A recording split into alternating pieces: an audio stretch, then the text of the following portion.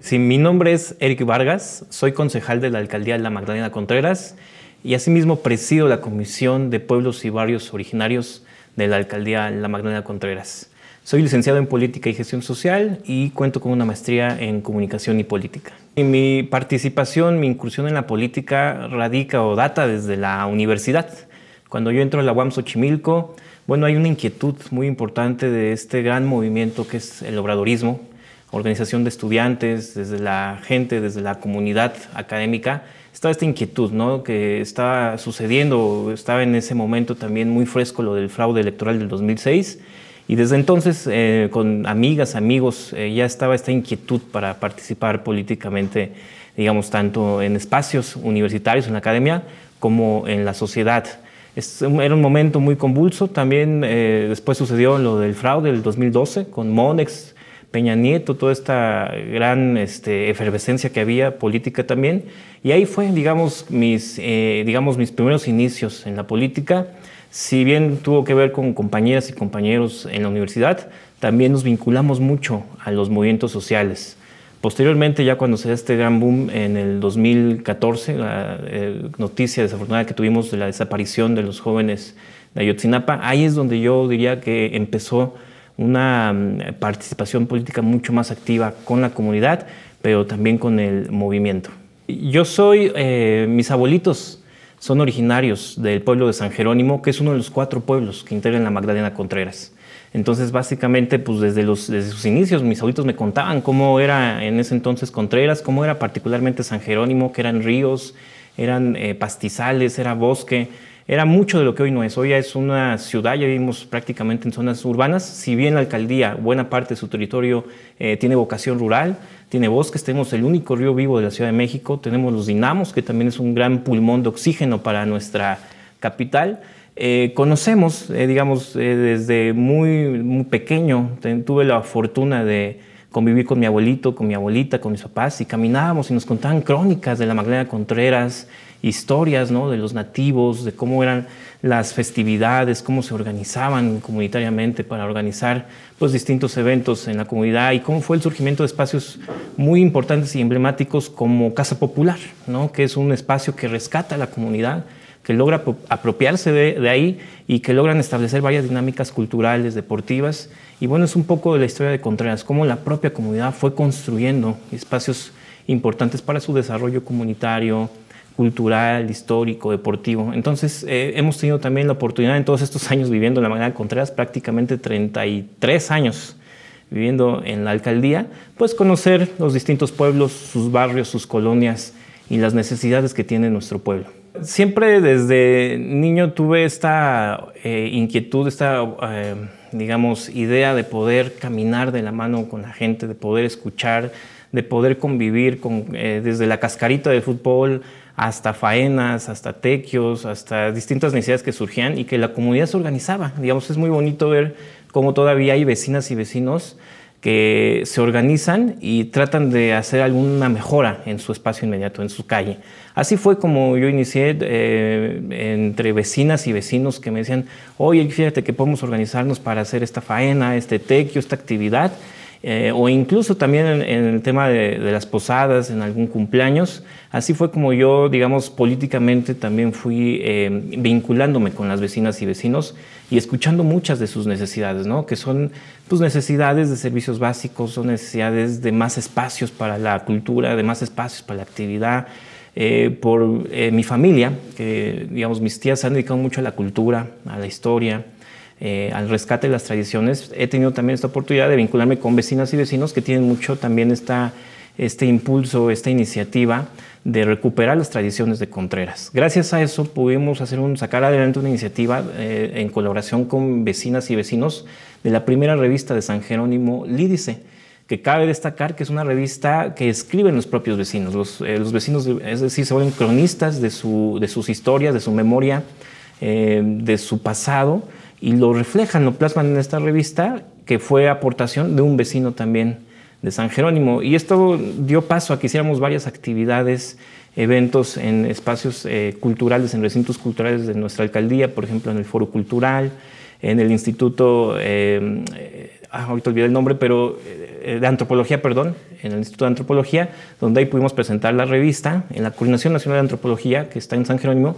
y ahí hicimos una presentación con vecinos originarios, nativos, y cualquier vecino que sea parte del pueblo de San Jerónimo, ¿no? Aunque no necesariamente sean nativos, pero que sí se sientan parte del pueblo. Creemos que es una actividad muy importante porque la intención de este tipo de eventos culturales, de estas actividades, es que lleguen a los más jóvenes, es que las generaciones puedan tener en sus manos una revista y puedan ver en fotografía, en historias, cómo era San Jerónimo, cuáles eran sus tradiciones, cómo eran sus calles, qué tipo de prácticas tenía, ¿no? De intercambio, de trueque, cómo era de alguna manera una convivencia mucho más cercana. Digo, ahora con las redes sociales, pues si bien nos acercan nos facilitan mucha parte de la comunicación, también perdemos cierta distancia. Entonces, nosotros creemos que con este tipo de iniciativas podemos acercar a los jóvenes, también parte de nuestro pasado. Me remito otra vez a la universidad. Ahí tuve la oportunidad de conocer a muchas compañeras y compañeros muy valiosos, entre ellos a la compañera Patti Ortiz, que inició también una carrera política desde, yo diría, muy, muy joven, ¿no? Viene también ella de un núcleo de papás académicos muy destacados, ¿no? Que yo admiro y respeto mucho, y fuimos compañeros de clase. Entonces ahí platicábamos mucho, discutíamos, era muy interesante ver su trayectoria, y en el caminar de Magdalena Contreras, de la conformación de lo que fue Morena, primero como asociación y luego el paso que dio en el 2012 hacia la configuración de partido, nos fuimos encontrando en eventos, ¿no? Entonces ahí coincidíamos con muchas de las necesidades que había en nuestra alcaldía, mucho del proyecto, compartíamos, pues teníamos muchos ecos en cuanto al proyecto de nación del licenciado Andrés Manuel, y participamos con ella en la primera campaña, ¿no? Ya al final, porque nos encontramos ya al final, me invitó y con muchísimo gusto participamos.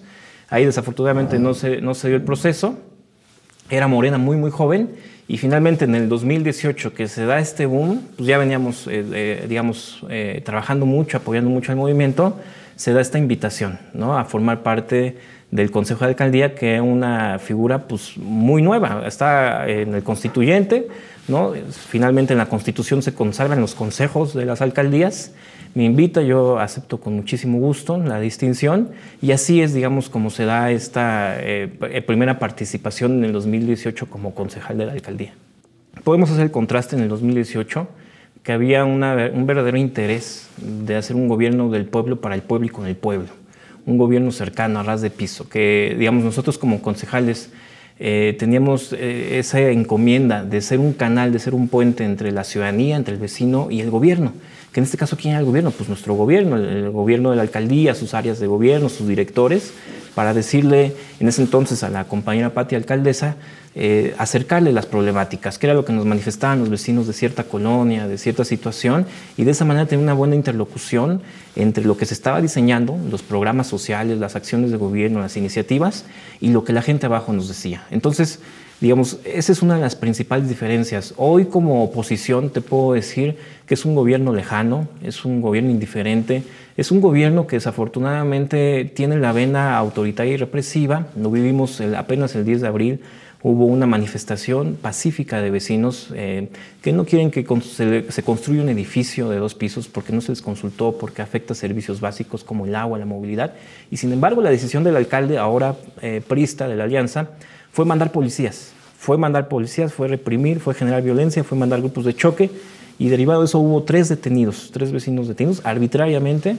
Por supuesto que ya denunciamos esa situación, y yo te diría que es uno de los grandes contrastes de hacer un gobierno cercano a la gente, un gobierno sensible, atento, pensado y diseñado para atender las causas, para acercarse a las necesidades de la gente, y un gobierno como el que tenemos, que es de oficina, es un gobierno de escritorio.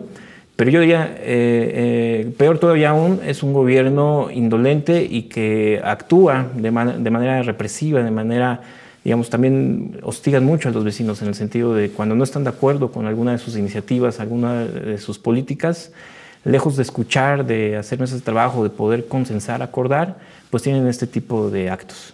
La estrategia que siempre nos ha marcado el presidente Andrés Manuel, que nos ha marcado nuestros liderazgos, y que además el mismo presidente lo ha dicho, que es la estrategia del pueblo, la estrategia de la gente. Lo que nos dice la gente es más pueblo, más gente, más calle, más cercanía, más caminar, más recorrer, más gastarzuela, más escuchar. Yo creo que la estrategia exitosa está ahí, está en irse a territorio a fondo, a atender las necesidades, a escuchar a la gente, a buscar de alguna manera generar esa organización desde abajo. Yo creo que esa es una de las grandes lecciones que nos deja el pasado proceso, en donde tenemos nosotros, el mensaje que nosotros tenemos es que hay que ir a reforzar todavía más, ¿no? Si pensamos que nos habíamos metido a fondo, pues significa que todavía hay que profundizar más la transformación, todavía hay que ser mucho más sensibles, mucho más atentos a ese sentir popular. Y yo creo que en la medida en que tengamos este panorama claro de que tenemos que ir a las calles, tenemos que ir a las colonias, tenemos que ir con mucha humildad, tenemos que ir con mucha visión, tenemos que ir con un programa político de gobierno muy claro, en la medida en que la gente detecte esta, digamos, sinceridad, detecte esta vocación de servir a la gente, vamos a recuperar la alcaldía de Magdalena Contreras y otras alcaldías que también tuvieron este fenómeno. Lo han dicho muchos compañeros, desafortunadamente se unieron como pandilleros, al agua y el aceite, ¿no? Hoy lo dijo también el presidente, es un acto inmoral porque cada partido tiene su propia plataforma, sus principios, y ellos lo dejaron a un lado para unirse con el único propósito de sacar a Morena. No tenían ningún programa, no tenían ningún plan de gobierno, y hoy lo estamos viendo reflejado en la mayoría de las alcaldías que gobiernan. No tienen ni pies ni cabeza, y desafortunadamente quienes sufren esas consecuencias pues son los propios vecinos. Sí, en poco menos de 3 años podemos ver una clara distinción entre un ejemplo de un gobierno exitoso de Morena en la Cuarta Transformación y un gobierno como por ejemplo lo que estamos viviendo en Cuauhtémoc, en Álvaro Obregón o en Magdalena Contreras. Es radical la diferencia, por ejemplo, si observamos lo que está sucediendo en Iztapalapa con las utopías, que son lugares de transformación, de innovación, de cultura, de construcción del tejido social. Y sobre todo de cómo acercamos estos proyectos a las comunidades, cómo no se vuelve un privilegio, por ejemplo, el poder tener una clase de piano, una clase de batería, una clase de natación, una clase de fútbol, y en cambio, cómo, digamos, estas oportunidades que se están generando en este emblema, que podemos decir las utopías en Iztapalapa, que están teniendo un gobierno muy exitoso, a diferencia de Tlalpan, de Álvaro Obregón, de Magdalena Contreras, que son espacios totalmente privatizados. O sea, hay una clara diferencia entre cuando se concibe el espacio público como un bien para la comunidad, que sirva a la comunidad, que atienda las causas, que acerque a los jóvenes el deporte, la cultura, la educación, y un gobierno de estos gobiernos de la Alianza, donde ellos lo que ven es el interés económico, ven el lucro. Entonces ven cómo pueden lucrar con los espacios, cómo rentan las canchas de fútbol, ¿no? Cómo estas canchas muchas veces las concesionan a clubes privados, incluso extranjeros algunos de ellos, y cómo esta renta que hacen ellos,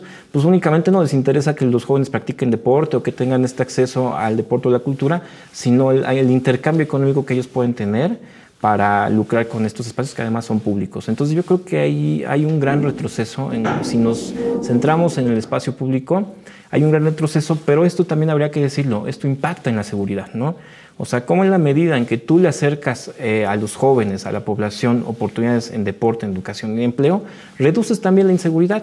Y volvemos al ejemplo de Iztapalapa. Redujo, hoy se dio, en esta semana se dio la cifra, más del 50% se redujo el impacto delictivo, ¿no? Y como en otras alcaldías que apenas esta semana desafortunadamente hubo un feminicidio en el pueblo de San Bernabé de una mujer a quemarropa, tenemos este tipo de fenómenos. Cómo ha subido la inseguridad en la Magdalena Contreras, cómo el alcalde de la Magdalena Contreras desafortunadamente no habla de eso, cómo se ha visto que es un fracaso el escudo Contreras, los escudos famosos que han estado comentando los alcaldes de la Alianza, no han dado los resultados porque sencillamente no están atendiendo las causas, no están ofreciendo estos espacios a los jóvenes, a la población, a las mujeres, no han atendido programas sociales integrales, como son los que tenemos, por ejemplo, en el gobierno federal, que van a atender una causa muy directa. Por ejemplo, Jóvenes Construyendo el Futuro, pues atiende una causa muy directa. O sea, es un problema público focalizado donde se les devuelve dignidad a los jóvenes, donde se les devuelve esa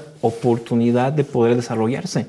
Y no se les criminaliza diciéndoles ninis o estigmatizándolos que ni estudian ni trabajan porque no quieren, sino al revés. Se acercan esas oportunidades y vemos cómo, si bien es una política de largo aliento, poco a poco va dando resultados. Y bueno, nuestro mensaje es decirles que hay esperanza. Nosotros vamos a trabajar con esa convicción de que vamos a recuperar la alcaldía para ponerla nuevamente al servicio de la gente. Hoy está ocupada, hoy está totalmente al servicio de unos cuantos, de los intereses de unos pocos. Está la alcaldía sufriendo en muchos servicios básicos, pero les decimos, y el mensaje que les mandamos es que con la organización desde abajo, con los vecinos, escuchando sus problemáticas, sus necesidades y junto con ellos construyendo un plan conjunto de gobierno donde todos caben y nadie falta, donde es posible, ¿no?, poder converger, coexistir con muchas y muchos compañeros para sacar adelante este proyecto. Yo estoy seguro que no solamente en Magdalena Contreras, sino en otras alcaldías, vamos a lograr recuperar la esperanza para las vecinas y vecinos de la alcaldía de Magdalena Contreras.